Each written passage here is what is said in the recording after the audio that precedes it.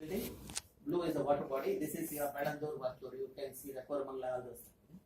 See, 1973 to 2016, the growth, and this if this continues 2020, it will be like this. Okay. Now let us understand how the Bangalore was. Probably the very senior people might know that if they have started the journey in Bangalore. This is a city where the temperature during 1800 was 14 to 16 degrees Celsius. 14 to 16 degrees Celsius in the May month, summer. And in December, temperature was 0. We were growing apples. Today, what are we growing? Garbage. Insensitive human beings. Okay? So, now, how the city was planned? We have the to give the protection to the population, and we had the water body. Today's city market was a water body yesterday. Okay? Now, that's how the Bangalore had the series of water bodies. And if you look at the topography of the water, see, topography is like this. Waterfalls, it flows in 3 directions. We have interconnected. So I'll just see if I can move it a bit this side. Or No, wait, Ashish, I'll do this. Yeah. Yeah. That's what I asked the people, but they didn't tell me. Okay, but I may not be as effective as I was standing. Anyway, let's see. okay. Yes. Okay, it's No, part you decide and tell me later, okay? Okay, now when you look at this, see, we have interconnected water body. That means water from one lake was moving to the other. Okay, and this is the area of about 740 square kilometer. In 1800, our elders had created 1452 water bodies. Today, I have 193 water bodies and 198 watt. That means 1 water body per watt. If they can save that I would say that my research has some effect in the system. Okay. Now, this is how the Bangalore topography is. If you generate a 3D model, you see that water flows this direction, water flows. This is what the interconnected system is. Okay. Now, today, look at the interconnectivity is lost. Wherever the interconnectivity is lost, you will see all big builders are sitting there. They have encroached and this one. And how the city is planned? See, we don't have water body now. We have to get water from Kaveri. Kaveri is about 120 kilometers from the city, and Kaveri is at 400 meters. Bangalore is at 900 meters. That means you have to pump the water. That means every cup of water I drink, I have the electricity cost. Every bottle I drink, I have a cancer ingredient in that. Dioxin is there. We need to, that's additional benefit. Okay. And So also now, there are distribution losses while pumping the that is true. Okay. Now look at the earlier civilization, Harappa Mohenjo-daro civilization. At that day, people are drinking treated water. There was no sewage contamination. 21st century technology, we have not still stopped the people drinking sewage. Everybody in Bangalore is drinking only sewage. If somebody is not drinking, please tell me where they are. I will tell them whether they are drinking or not. Okay. So now let's move on further. I'll show how the growth of the city has happened.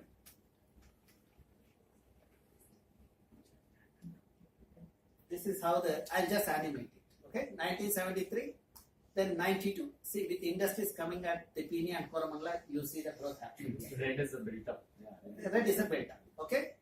I said earlier also, green is the vegetation, yellow is the open space, blue is a water body. Okay. Now, 2000, we have ITBTs coming up here. I fondly call them as ITBT coolies. So, I hope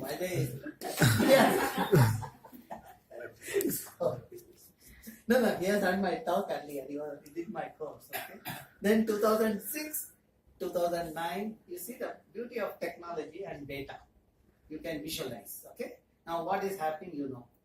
So, this is where I saw in 2014 the growth in the city, 1005% increase in the concrete area. We lost 88% vegetation, 79% of the water body. That's where I wrote an article saying enough is enough.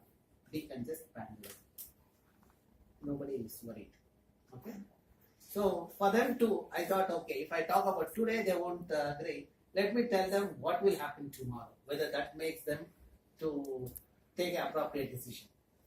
To do that, we have to do the modeling. For that, we divided Bangalore into 1 kilometer circle. Each circle, what is the built-up we saw. This is 1973. Growth is only in the central area. Then 92, you know the agents of growth. With that, how the changes are happening. Then 99, with ITBD and the outskirts, you see the growth happening. Okay, 2002, 2006. Okay, if I continue this trend, 2020 Bangalore would be like this. See, 1973, 78% of the landscape was under vegetation. Today, 78% is under building. Okay? Even today, if I wake up, I can do something for Bangalore. If I allow this to continue, 2020, by this same growth pattern, 95% of landscape will be choked with building. So that's where I wrote an article saying that Bangalore is dying, please do something. Believe it or not, nobody phoned me. I received phone call from Canada, US and Switzerland and all the places. Everybody was worried, but none from that stone wall building. Stone-headed fellows, nobody has bothered to look at these things. Okay? Of course, I won't talk about the arm trees. Now, this is where I wrote an editorial also in the current science. What I am trying to say is that the science is not sitting in the almirahs of the IISC. We have disseminated through the media.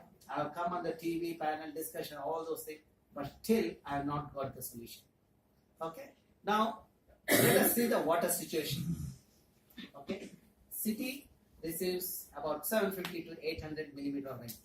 Look at this. IISC is in the highest rainfall region. So I don't know whether vegetation has drawn the rain there and wherever there is a scarcity. Okay? Now, if I quantify the water that is available in the region, this is a simple civil engineering calculation. I have 15 TMC of water. You see, Koramangala Chelgatta Valley has 5.3 TMC. How much water Bangaloreans require? Bangaloreans require 18 to 20 TMC. That means by just rainwater harvesting, I can meet 70% of Bangalore's requirement. Now, there are two ways of rainwater harvesting. One is through the rooftop. The individual houses gets a benefit. Other one is do it through the lakes, community level. So when we do it through the lake, surrounding borewells get recharged. That is the greatest contribution to the system. That's why whenever people say that we are rejuvenating the lake, planting the thing, I get excited because of that.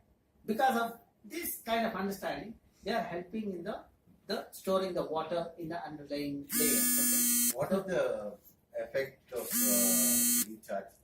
Up to what distance can we expect water? Say for example, What you saw now. No, I'll tell you, the IISC campus, we did that lake and all.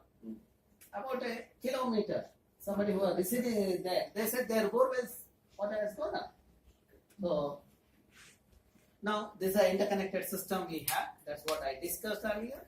Okay, now you understood how much water is there. Now, if we are using 18 to 20 TMC of water for our domestic purpose, that means we are also generating 18 to 20 TMC of sewage. If I treat that, I have 16 TMC of water. So 15 plus 16 TMC, 31 TMC, that means Bangalore has no water scarcity. For that to happen, these are the lakes in the city, has to be rejuvenated. And we need to go in for the greening of the wherever land is available to help in the rejuvenating the system. Okay? Now that's where I came up with a 5R formula. You need to rejuvenate the lake so that you can retain the water, recycle, reuse the water. For all this to happen, we need responsible citizens. If the citizens are not responsible, they will question sewage treatment. Everything they will question except their existence on the earth. Okay? So now that's where, to summarize what I said so far, rainwater harvesting is one of the requirements. Okay? Now